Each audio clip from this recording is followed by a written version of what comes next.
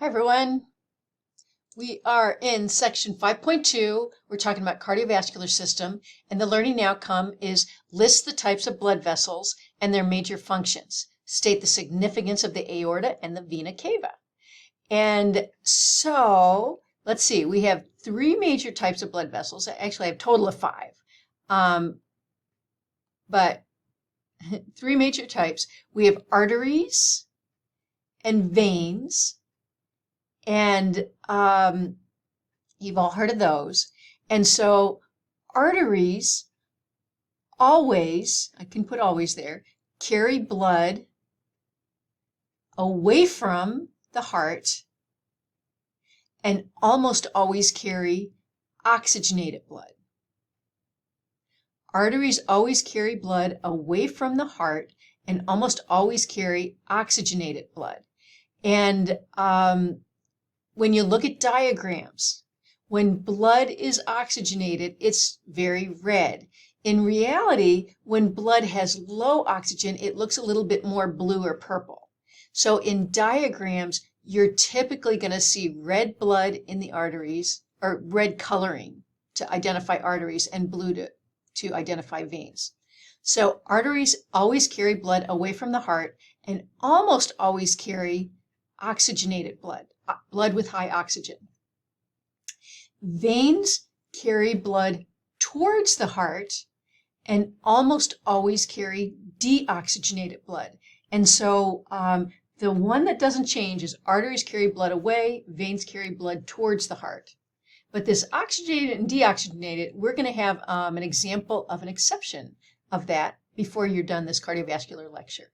So we have arteries and veins. So, and arteries, when I said there's three main vessels, the third one are the capillaries.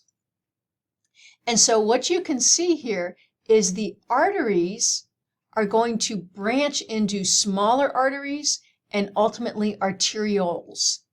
So arterioles are small arteries. And those arterioles are going to branch even farther into capillaries. The capillaries are our smallest blood vessels. They're microscopic. So when we were looking at this picture, you don't really see capillaries there because they're kind of too small. But we see a lot of arterioles and arteries. So arteries branch into arterioles and they branch into capillaries. And the capillaries are really important because remember, in this picture, we said no blood vessel, there's no cell that's very far away from a blood vessel. The cells have to interact with the blood vessels because they need that oxygen, they need the nutrients, they need to get rid of their wastes. And so here's some cells. And so every cell is near a capillary, and it's through the capillary walls that oxygen moves out and CO2 moves back into the blood.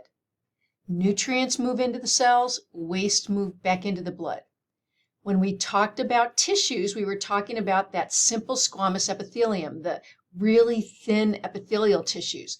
And that's what makes up the capillary walls, because we've got to have lots of molecules that can move through those really thin cells and get into the tissues and back and forth between the tissues and the blood. So the capillaries are the site at which oxygen enters the cells and wastes move back into the blood. So if I back up again, arteries always carry blood away from the heart. They carry oxygenated blood. And here's the arterioles that are smaller arteries, so they're still carrying the oxygenated blood away from the heart.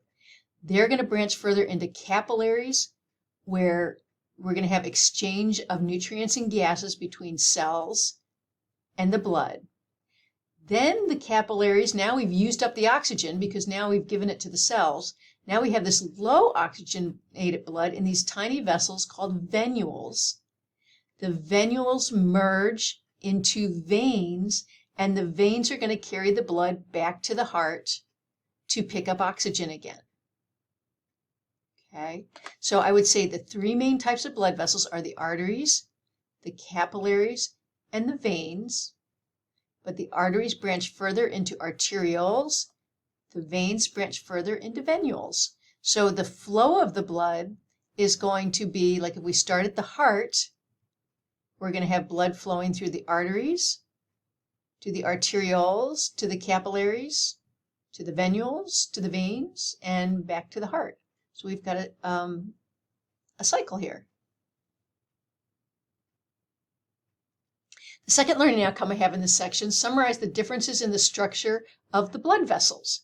So if the arteries are closer to the heart, they're where the heart is pumping and pushing blood out of the heart, they actually have a much higher pressure blood in them. Think about if you had a really long hose, and at the very beginning of the hose, you'd have higher pressure than the end because the water has a chance to spread out through the hose. And so the arteries have to have thicker walls. And if you look at this cartoon, it's showing you that an artery has some extra muscle in there. And if you remember from tissues, this would be smooth muscle. So we've got some smooth muscle in there to give the arteries a little bit more strength. The veins tend to have larger openings, and they don't need to be as thick because they don't have as much pressure. The other thing that you see here are the capillaries, and the capillaries are, remember the capillaries have the very thin walls. So they're even thinner than the veins because the gases and nutrients, molecules have to pass through them. So the arteries have the thicker walls. They have a lot of smooth muscle because they have higher pressure. The veins have the thinner walls. But the other thing is they're showing you in here, there's a little structure called a valve. And we're going to talk about valves in the veins and valves in the heart. Valves are there to prevent blood from flowing backwards. So the veins have this larger opening. And and also it says the veins store about 70% of our blood. So there's a lot of volume of veins in our body. And so the blood's going to be spread out in them. And what can happen is, we have veins that are arteries carry blood under pressure all the way down to our feet.